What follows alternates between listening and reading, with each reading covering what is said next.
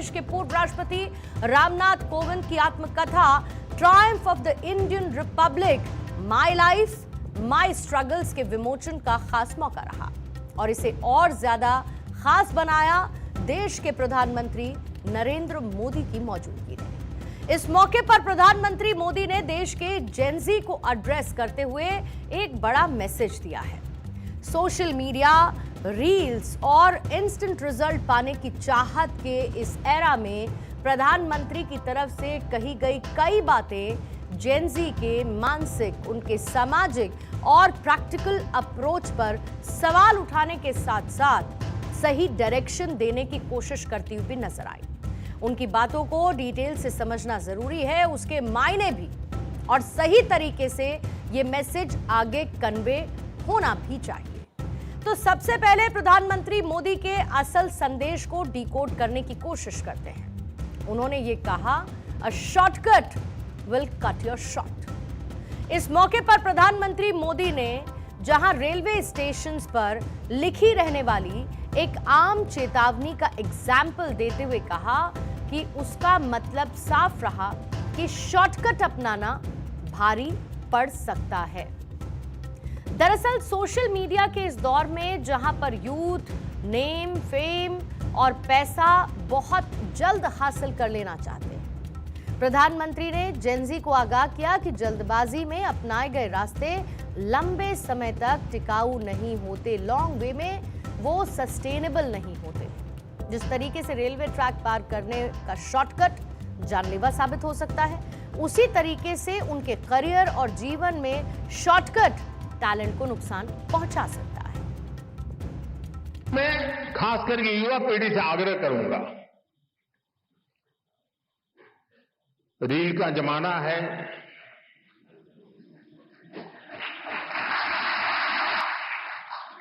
Social media में influencer आपको खींच के कहीं कहीं ले जाते हैं। इस शॉर्टकट के युग में भी एक बात हम जरूर याद रखें, रेलवे स्टेशन पे लिखा हुआ होता है। कुछ लोगों को पटरी पर कूद करके जाने की आदत होती, ब्रिज पर नहीं जाते, तो वहां लिखा होता है, shortcut will cut you short.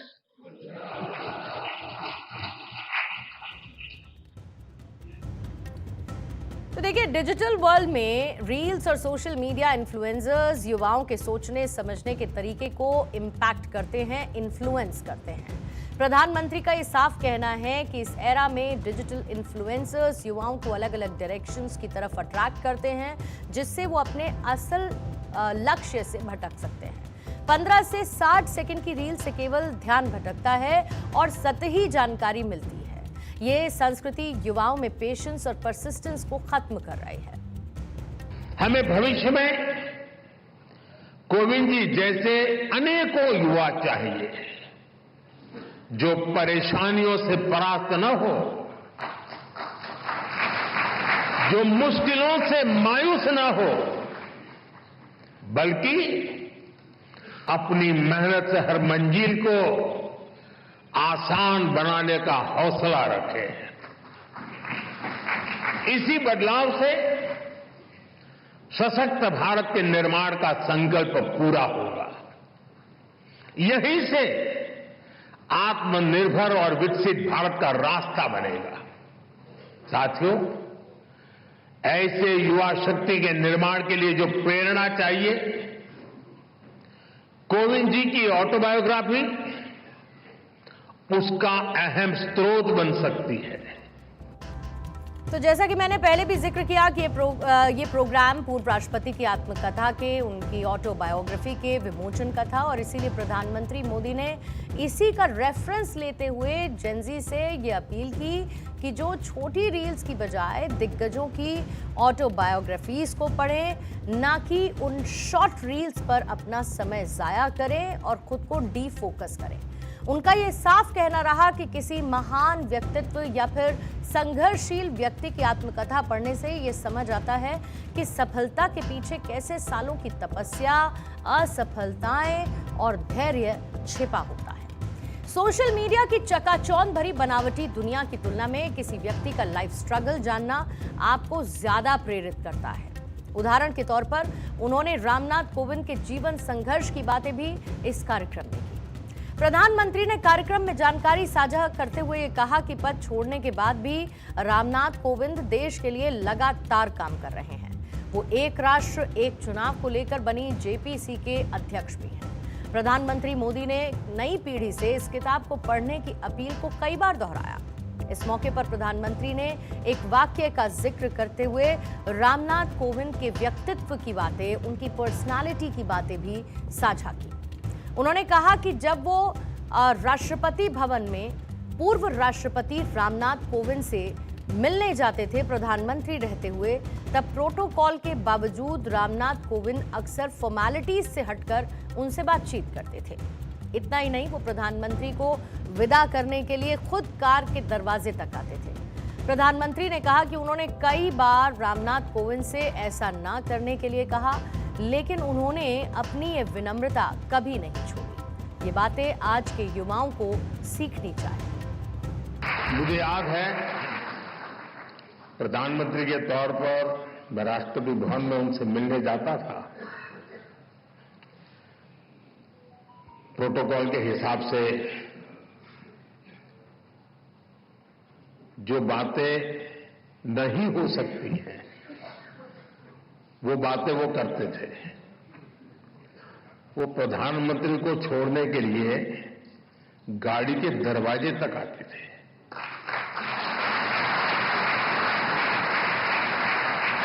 मैं शुरू में उनको प्रार्थना करता रहता था, प्लीज आप ऐसा मत कीजिए, लेकिन उन्होंने जीवन के आखिर तक अपनी उस विनम्रता को भी छोड़ा नहीं।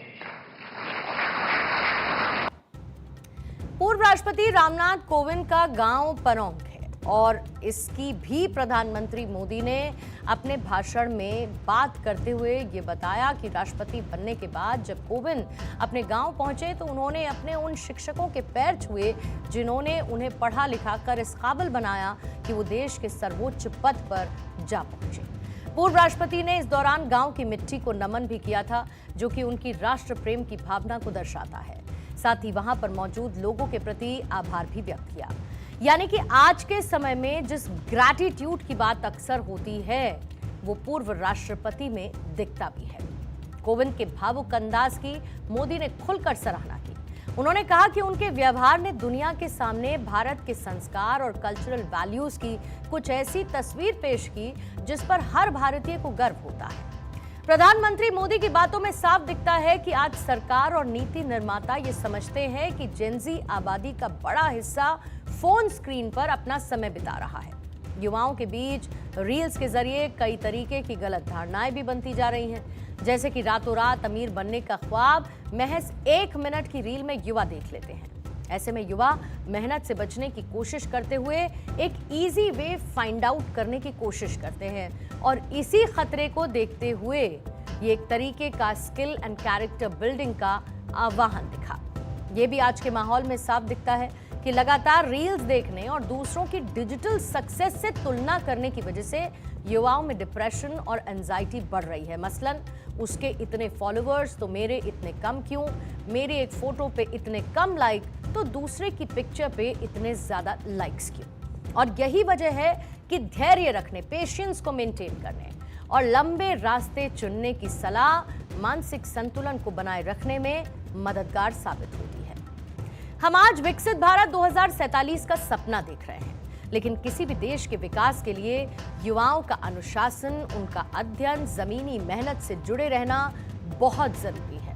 और इतना तो सभी अनुभवी लोग भी समझते हैं कि जल्दबाजी करने वाली पीढ़ी कभी भी मजबूत नींव तैयार नहीं कर सकती है।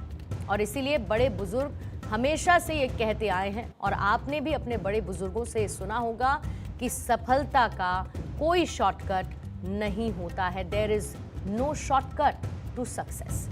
प्रधानमंत्री मोदी का संदेश सोशल मीडिया के इस्तेमाल का विरोध नहीं है, बल्कि सुविधाजनक शॉर्टकट और असल मेहनत के बीच एक डिफरेंस समझने की बड़ी कोशिश है।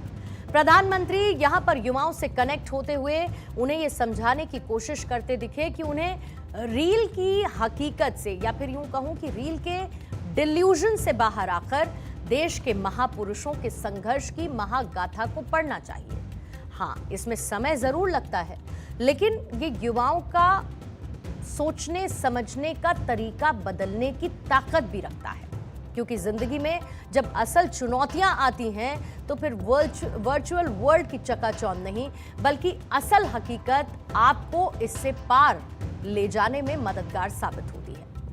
दरअसल हाल ही के दिनों में प्रधानमंत्री के सोशल मीडिया कम्युनिकेशन में काफी बदलाव आप सब ने नोट किया, जैसे कि इंस्टाग्राम जैसे प्लेटफॉर्म पर डायरेक्ट या फिर इनफॉर्मल तरीके से युवाओं तक पहुंचने की कोशिश की गई।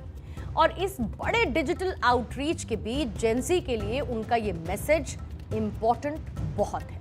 हाल ही में नीट यूजी विवाद और उसके बाद हुए छात्र आंदोलन के बाद जेंजी के साथ कनेक्ट होने की कोशिश सभी कर रहे हैं, लेकिन इसमें भी बाजी प्रधानमंत्री मोदी ने ही मारी है, क्योंकि उन्होंने सबसे पहले इंस्टाग्राम रील के जरिए जेंजी को संदेश दिया है और यही से सिलसिला चल निकला है, जिसका असर आज देखा भी जा सकता है। और प्रधानमंत्री की ये कोशिश है, since he is the influencer of influencer, तो वो चाहते हैं कि एक मार्गदर्शक के तौर पर, एक मेंटोर के तौर पर आज के जेंजी, आज के यूथ को एक सही संदेश देने की कोशिश जरूर कर रहे हैं।